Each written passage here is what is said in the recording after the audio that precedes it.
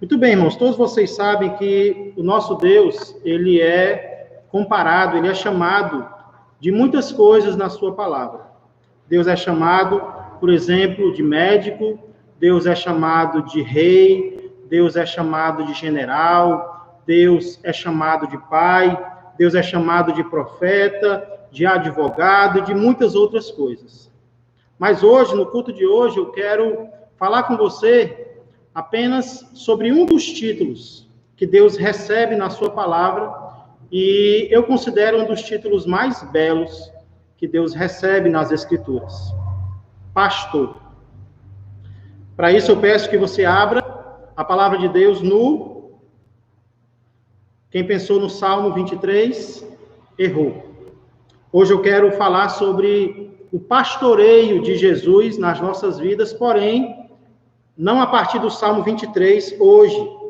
Hoje eu quero falar do pastoreio de Deus nas nossas vidas, através de outro texto, através do capítulo 40 e versículo 11 do profeta Isaías. Então, por favor, abra lá em Isaías, capítulo 40 e versículo 11. Vamos ler a leitura, vamos fazer a leitura desse versículo, amém?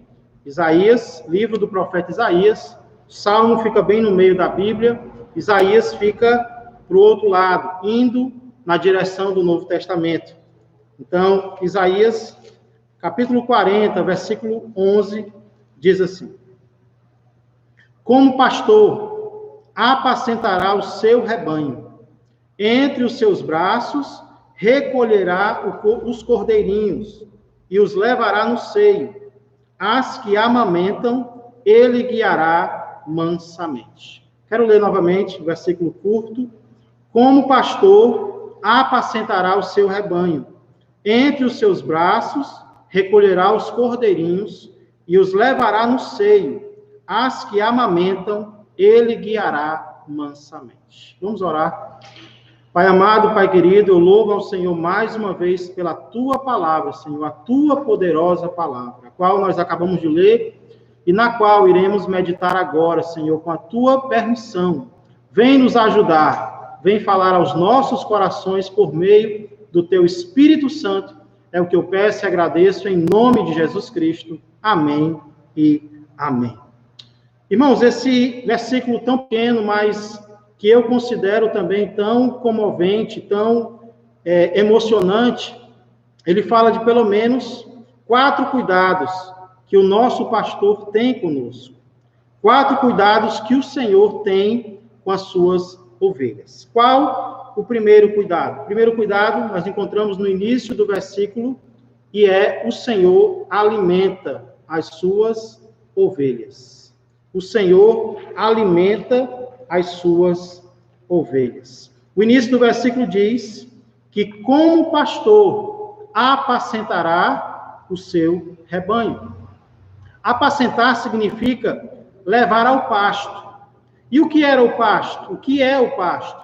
O pasto é o local onde fica a vegetação que serve de alimento para o rebanho. Apacentar o rebanho, então, é a mesma coisa que alimentar o rebanho.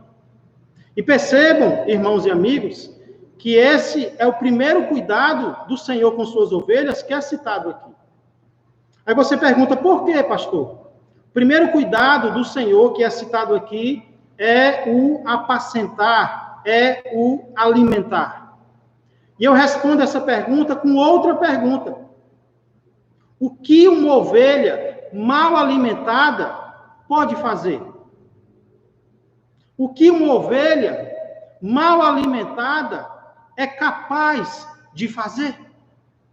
Ora, uma ovelha mal alimentada é uma ovelha que, primeiramente, é incapaz de suportar as adversidades. Uma ovelha mal alimentada, ela é incapaz de suportar o calor. Uma ovelha mal alimentada é incapaz de suportar o frio. Então, as adversidades vão chegar para essa ovelha, e por ela estar mal alimentada, ela não vai conseguir suportar. Ela não vai suportar as dificuldades. Ela não vai suportar as provações, as adversidades. Também, uma ovelha mal alimentada, ela será incapaz de se reproduzir. Ora, é claro que ela não vai ter forças para se reproduzir. Trazendo então para a minha vida e para a tua vida, eu pergunto: o que um crente é capaz de fazer mal alimentado? O que um crente que não se alimenta direito vai ser capaz de fazer? Um crente mal alimentado, ele não vai conseguir suportar as provações. Um crente mal alimentado não vai conseguir suportar as dificuldades. Tudo aquilo que vier como problema, tudo aquilo que vier como tribulação, vai derrubar o crente. Assim como a ovelha mal alimentada poderia logo adoecer e, posteriormente, até morrer, assim também o crente mal alimentado, ele não vai viver doente e, consequentemente, ele vai caminhar para a morte espiritual. Sem falar que um crente mal alimentado também não vai conseguir ganhar outras vidas para Jesus. Ora, se ele não está nem dando conta de si mesmo, se ele não está conseguindo nem ficar de pé, como ele vai se preocupar com os outros? Como ele vai conseguir ganhar outras vidas para Jesus? Então é por isso que o primeiro cuidado que nós vimos aqui com Jesus, de Jesus pelas suas ovelhas, é o cuidado de alimentar as suas ovelhas. Porque uma ovelha mal alimentada, ela não sobrevive. Uma ovelha mal alimentada, ela adoece e, posteriormente, ela morre. Ela morre, ela perde a sua vida. Então, irmãos, é claro, é imprescindível que nós, como ovelhas do Senhor Jesus, estejamos sempre, constantemente, sendo bem alimentados pelo nosso pastor. E aí você pergunta: mas como, pastor? Como Jesus me alimenta? Ora, meus irmãos, o que é o alimento do crente?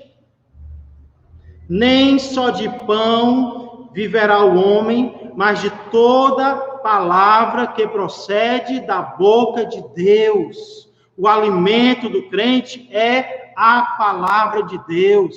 A palavra de Deus é o pasto para onde o Senhor Jesus quer me levar e quer te levar, a fim de estarmos constantemente bem alimentados, para que possamos suportar as adversidades e assim podermos ganhar outras vidas para Jesus. Então eu quero perguntar para você: você tem permitido que o teu pastor te alimente?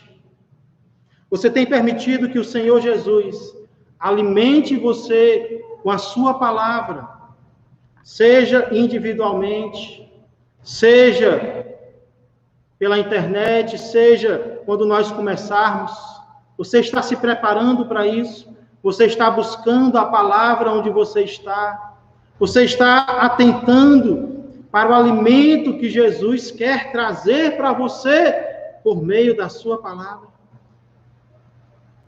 Nós vemos aqui, portanto, em primeiro lugar, primeiro cuidado de Jesus, primeiro cuidado do Senhor para com as suas ovelhas, é que o Senhor alimenta as suas ovelhas. Mas aqui em Isaías 40, versículo 11, nós encontramos também, segundo o cuidado do Senhor, o Senhor ajunta as suas ovelhas. O Senhor ajunta as suas ovelhas. O verso diz ainda que, como pastor apacentará o seu rebanho, nós já vimos que isso significa alimentar. E o verso diz também: entre os seus braços recolherá os cordeirinhos. Entre os seus braços recolherá os cordeirinhos. Recolher significa ajuntar os que estão dispersos, ajuntar os que estão espalhados. E era exatamente assim que o povo de Deus estava. O povo de Deus estava espalhado pelas outras nações, espalhado pelos outros povos. Mas o que Deus está dizendo aqui é que o mesmo braço que espalhou o seu povo para outras nações, um dia voltará a recolhê-los. Um dia voltará a juntá-los. O mesmo braço que tirou o povo do Egito, que tirou o povo da escravidão e que avisou: se vocês me desobedecerem, eu vou espalhar vocês pelas nações. Esse mesmo braço que espalhou o povo, aqui está prometendo: eu vou recolher vocês. Eu vou recolher os cordeirinhos. Aqui Deus promete cumprir, então, o que está escrito em outros textos, como, por exemplo, se você quiser, confira comigo, Deuteronômio, capítulo 30, versos 3 e 4. Olha que promessa poderosa de Deus para o povo de Deus. Deuteronômio 30, versos 3 e 4 dizem assim, estou em números ainda. Deuteronômio 30, versos 3 e 4, escute. Então, Senhor teu Deus mudará a tua sorte e se compadecerá de ti e te ajuntará de novo de todos os povos entre os quais te havia espalhado o Senhor teu Deus, ainda que os teus desterrados, verso 4, estejam para a extremidade dos céus, desde aí te ajuntará o Senhor teu Deus e te tomará de lá.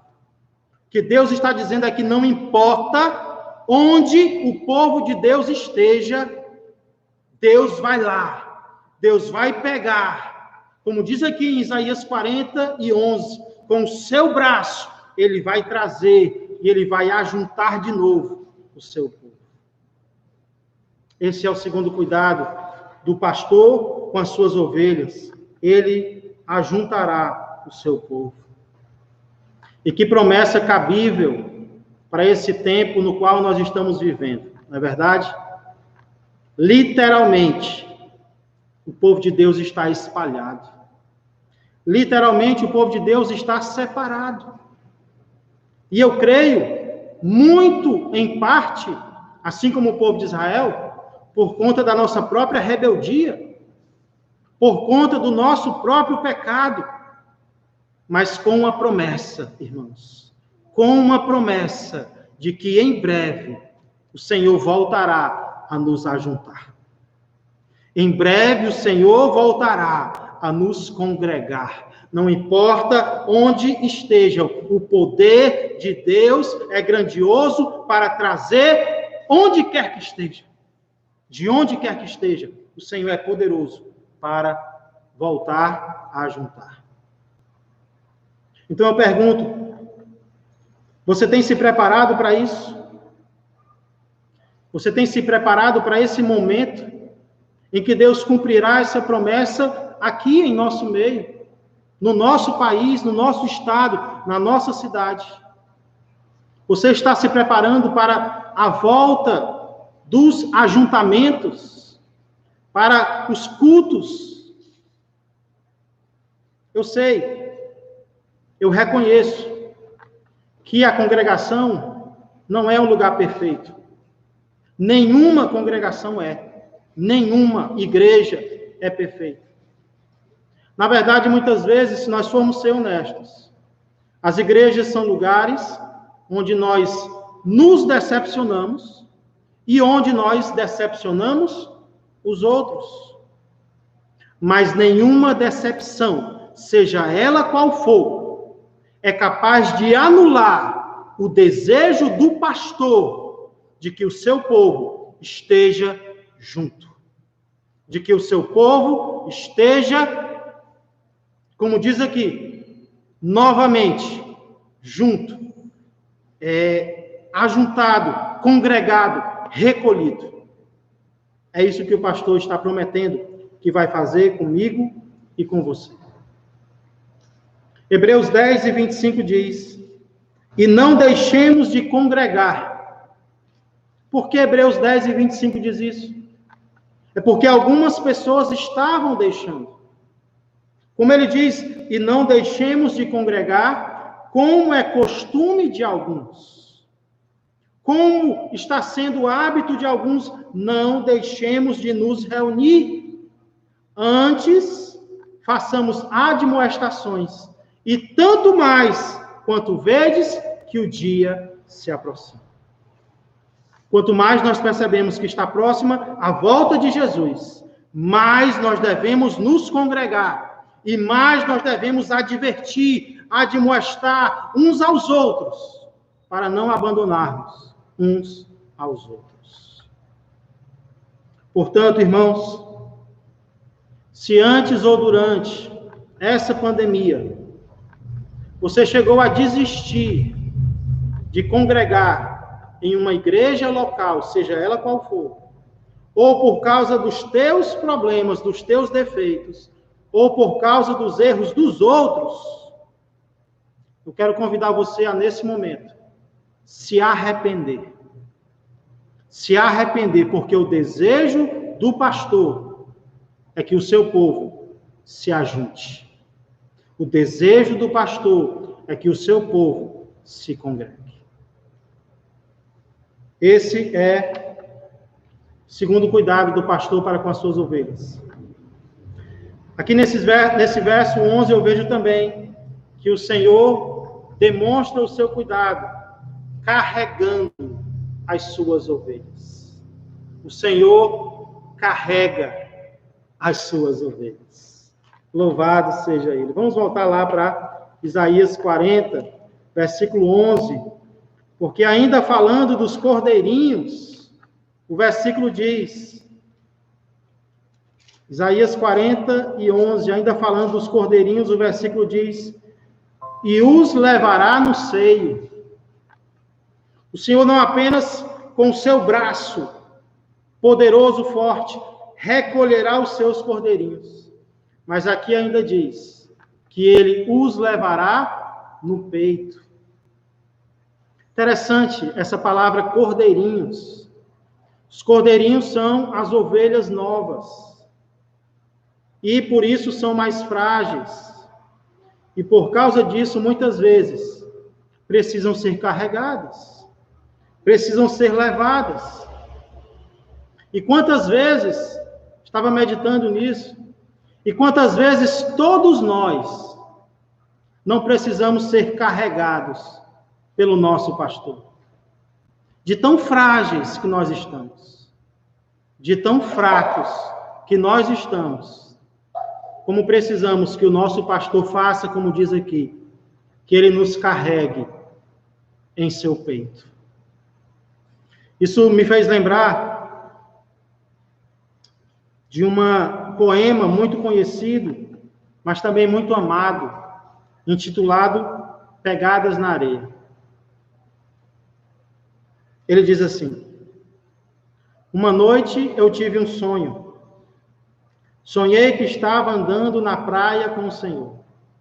E através do céu passavam cenas da minha vida. Para cada cena que se passava, percebi que eram deixados 2 pares de pegadas na areia. Um era meu e o outro do Senhor. Quando a última cena da minha vida passou diante de nós, olhei para trás, para as pegadas na areia, e notei que muitas vezes, no caminho da minha vida, havia apenas um par de pegadas. Notei também que isso aconteceu nos momentos mais difíceis e angustiosos do meu viver. Isso entristeceu-me deveras. E perguntei então ao Senhor: Senhor, tu me disseste que uma vez que eu resolvi te seguir, tu andarias sempre comigo todo o caminho. Mas notei que durante as maiores tribulações do meu viver, havia na areia dos caminhos da vida apenas um par de pegadas. Não compreendo por que nas horas em que mais necessitava de ti, tu me deixaste só. Quantas vezes nós nos sentimos assim? Que nas horas mais difíceis da vida nós estamos sozinhos. nós estamos tendo que carregar todo o peso sozinhos. Então o Senhor me respondeu: meu precioso filho, eu te amo e jamais te deixaria nas horas da tua prova e do teu sofrimento. Quando vistes na areia apenas um par de pegadas, foi exatamente aí que eu, nos braços, te carreguei. Nós temos um pastor que nos momentos mais difíceis da vida não nos deixa sós. E ainda faz mais do que isso. Ele nos carrega em seu peito.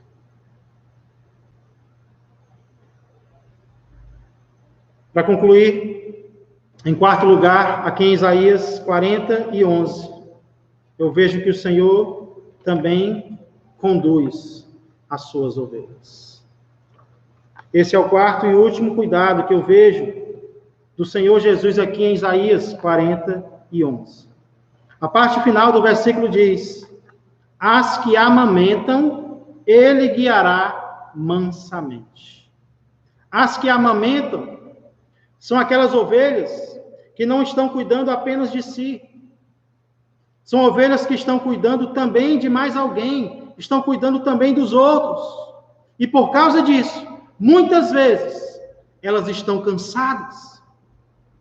Já guiar mansamente significa guiar a um local de descanso, um local onde muitas vezes há sombra e onde há água. É isso que Jesus está prometendo.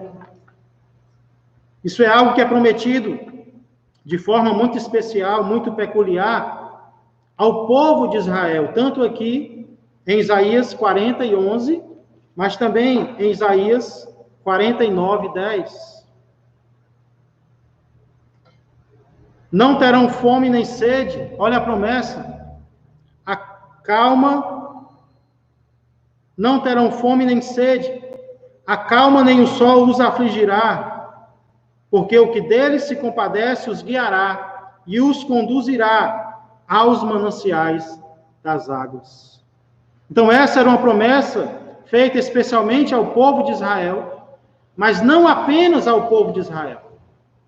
Essa é uma promessa feita a todas as ovelhas de Jesus, conforme nós vemos no livro de Apocalipse, capítulo 7, versos 13 a 17. Olha o que diz a palavra de Deus, aqui em Apocalipse 7, 13 a 17. Um dos anciãos tomou a palavra dizendo: estes que se vestem de vestiduras brancas, quem são e de onde vieram? Respondi-lhe: meu Senhor, tu sabes.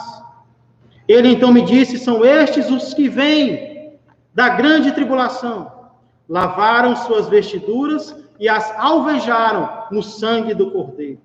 Razão porque se acham diante do trono de Deus e o servem de dia e de noite.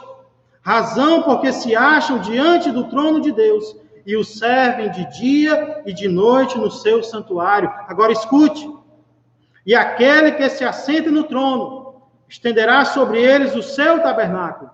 Jamais terão fome, nunca mais terão sede, não cairá sobre eles o sol, nem ardor algum, pois o Cordeiro que se encontra no meio do trono os apacentará e os guiará para as fontes da água da vida, e Deus lhes enxugará dos olhos toda lágrima. Eis as promessas de Jesus para as suas ovelhas. E eu pergunto, é ou não é maravilhoso ser ovelha de Jesus? Jesus já cuida de nós aqui, já demonstra o seu cuidado aqui e agora nessa terra. Nós podemos sentir o cuidado de Jesus por nós, nos alimentando, nos ajuntando, nos carregando e nos conduzindo. Mas o cuidado de Deus não termina nesta terra, pelo contrário, As promessas de Deus, as maiores promessas, se cumprirão quando nós nos encontrarmos com Ele. Como é bom sermos ovelhas de Jesus.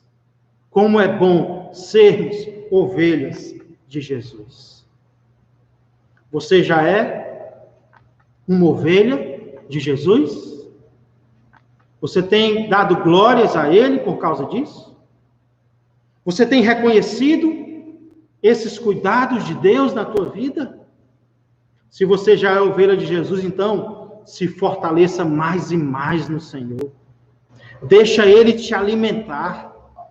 Deixa Ele te ajuntar. Deixa Ele te carregar. E deixa Ele te conduzir mais e mais para onde Ele quiser.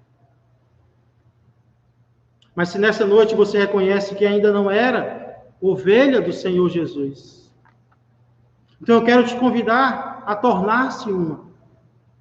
Como eu faço isso, pastor? Agora mesmo onde você está, pela fé, arrependa-se dos seus pecados, das suas rebeldias, e ore ao Senhor Jesus, para que Ele entre em teu coração, para que Ele seja o teu Salvador e o teu Senhor. Aquele que vai cuidar de você a partir de agora é Ele.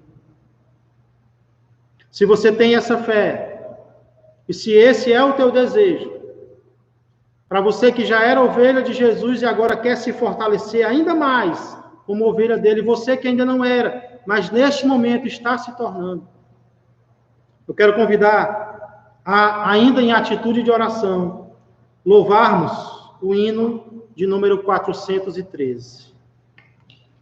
413, na nossa harpa cristã, que descreve justamente o nosso Senhor como o nosso pastor. Amém? 413.